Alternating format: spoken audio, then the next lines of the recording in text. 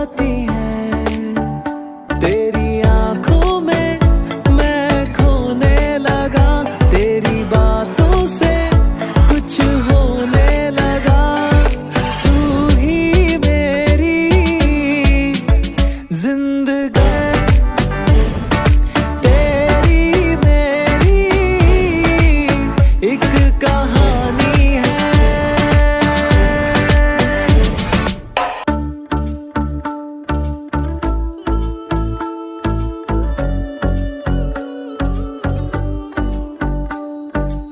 जिक्र बिना तेरे होंगी ना बातें मेरी, चांद बिना तेरे शामों सुबह तो ढूंढे हैं सांसें, खोकर तुझको जी ना पाऊंगा, तुझ बिन मैं तो मर ही जाऊंगा, तू ही मेरी जिंदगानी है,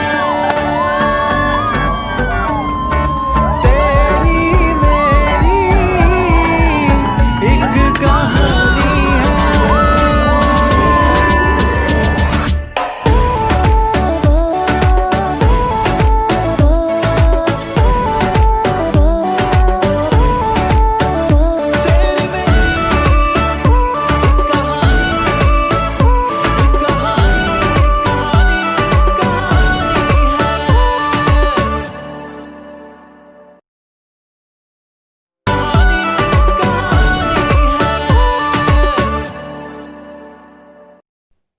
हाय गाइस, तो आज है मेरे अमित देवर की सगाई। फाइनली आज वो दिन आ ही गया जिसका हम सबको बेसब्री से इंतजार था। आप सबको था सगाई से रिलेटेड वीडियो का इंतजार था।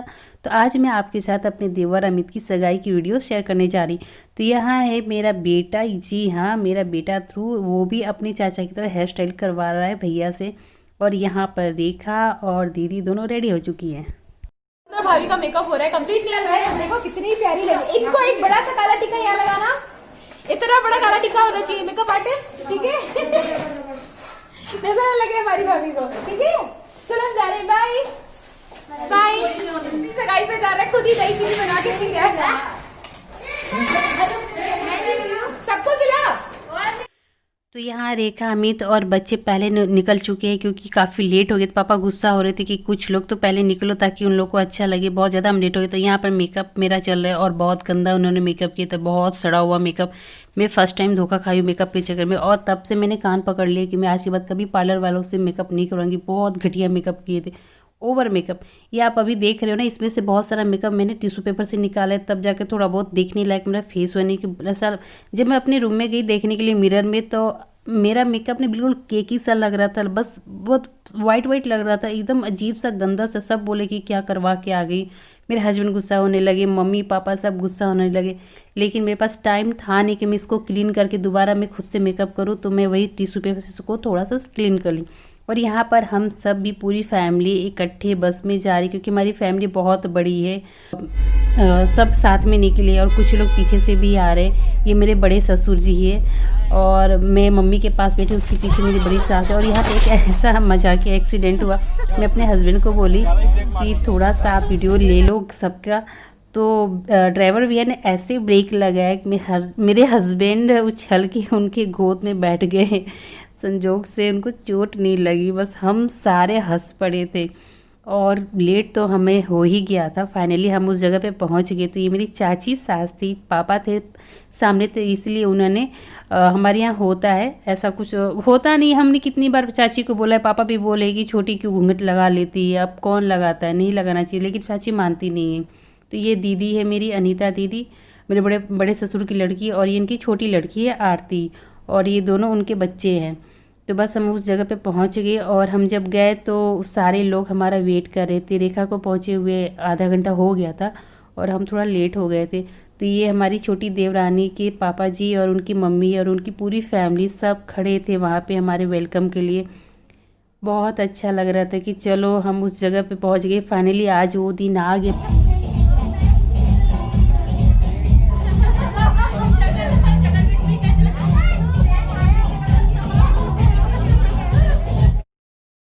तो तो यहाँ पीछे ये हुआ, सब इसलिए हंस पड़े कि नीता दीदी जो थी वो मेरी छोटी देवरानी को देखी नहीं थी और उसकी छोटी बहन की शक्ल बिल्कुल सेम टू सेम था। हम सब ने एक ही जैसा पहना था कलर का। और यहाँ पर मैं पूजा का जो जगह है, जो सगाई की जगह, मैं वहाँ पे बैठ गई हूँ स्टेज पर। और पंडित जी, मम्मी बोली थी कि कुछ कुछ पंडित जी को तुम बताते रहना।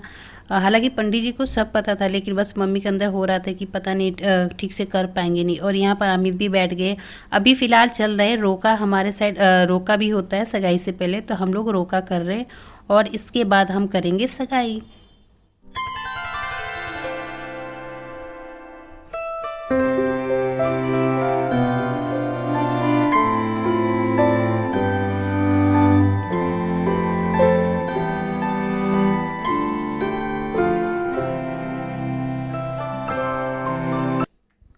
और यहाँ पर अमित की रोके की रस्म पूरी होगी और दूसरी रस्म स्टार्ट होगी। यहाँ पर हम लोग लड़के को चुमाते हैं और ऐसा होता है कि लड़के को हाथ में जो अंजूरी होती है ना, उसमें चावल देते हैं, गोल्ड रखते हैं, फिर पूरी फैमिली चुमा।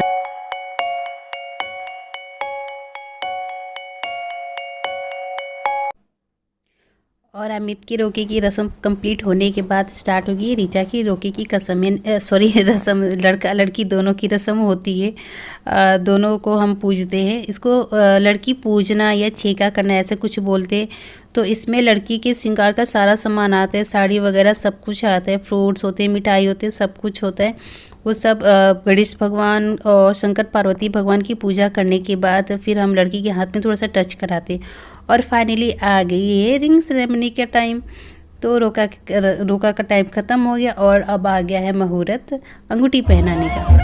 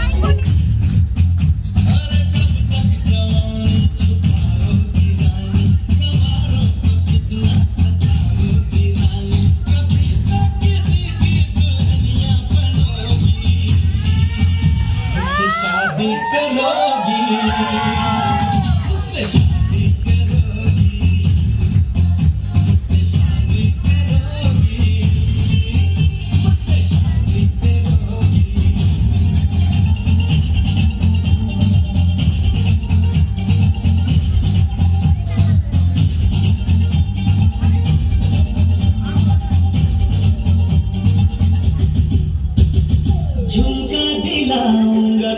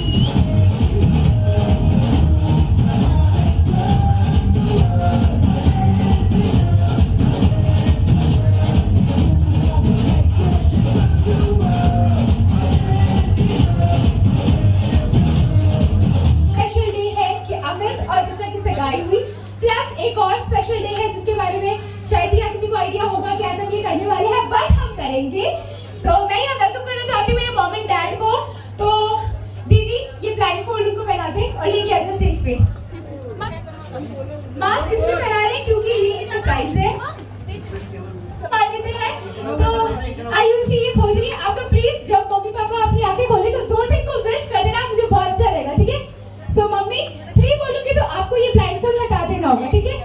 1 और आप लोग 3 पे प्लीज ये बोल देना 1 2 3।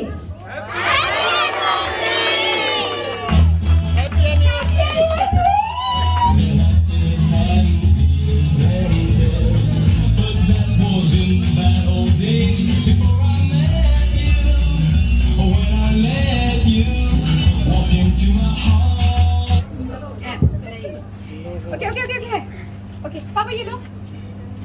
तो ये इन्होंने देखा नहीं था, ये इनके लिए सरप्राइज है। जिंदगी में कभी भी पापा ने मम्मी को प्रपोज नहीं किया है, तो क्या आप चाहते हैं मेरे पापा मम्मी को प्रपोज करें? आवाज नहीं आई यार, come on.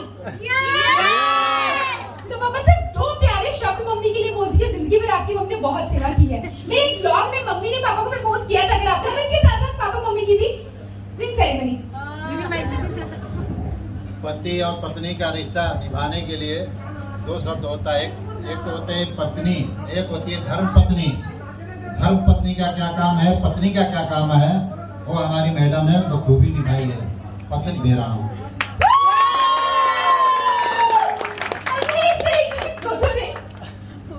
Please clap for them, guys. Thank you so much. Okay. Come on, hurry up. मैंने मदद कर सकती है चाहे तो। मदद तो नहीं इसमें। पैकेजिंग तो वैसे ही देखो। और कितना गंदा पैकेज, किसी के पक्का मिनट का काम होगा ये।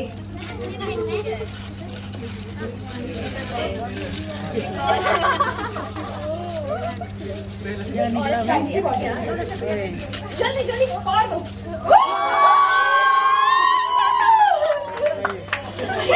क्या करोगे इसका?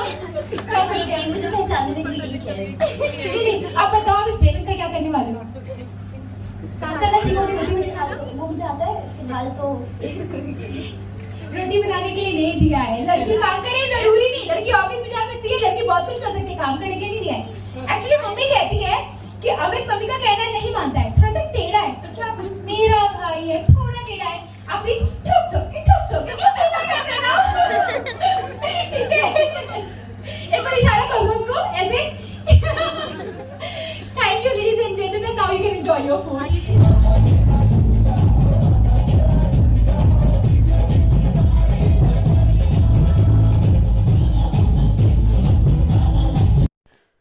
और यहाँ सारी रस्म कंप्लीट हो गई और मज़ा बहुत आया, बहुत ज़्यादा हम सब ने इंजॉय किया। बहुत हम सब डांस वगैरह सब ख़त्म करने के बाद बस खाने में टूट पड़े। पूरी फैमिली इंजॉय की। ऐसा नहीं कि हम सब नहीं, जितने रिश्तेदार आए थे, और रिश्तेदार मतलब हमारे साइड से 25, उनके साइड से 25, बस इतने ही जन आए थे और ज़्यादा लोग नहीं आए थे। हमने किसी को और ज़्यादा किसी को बुलाया नहीं। और आई होप कोशिश हमारी ये रहेगी कि शायद अब शादी तक कुछ सुधर जाए ये बीमारी। तो मेरी पूरी फैमिली, अभी भी हमारी फैमिली अनकम्प्लीट है, बहुत सारे लोग नहीं आ पाए थे रिलेटिव हमारे, लेकिन खैर उनको भी पता था कि किस चक्कर में हम नहीं बुलाए। और पता है जब हम सब डांस कर रहे थे या फिर रस्म हम निभा रहे थे तो किसी को भूख का अंदाज़ा नहीं था कि भूख भी लग रही है।